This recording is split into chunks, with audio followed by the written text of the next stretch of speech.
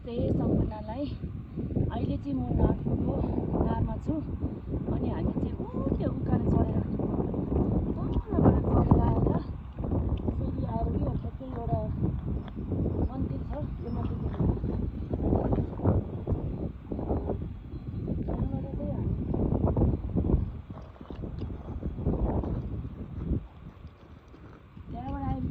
हामी यता राइट साइडमा चाहिँ एउटा ढुङ्गा, अचम्मको ढुङ्गा, अलि नजिक आउँदा अचम्मको ढुङ्गा छ।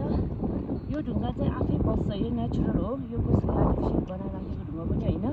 यो ढुङ्गा चाहिँ अचम्मको तरिकाले बस्छ। हेर्नु है त, साउन्ड आउँछ क्या, फलामको साउन्ड सुन्नुभयो?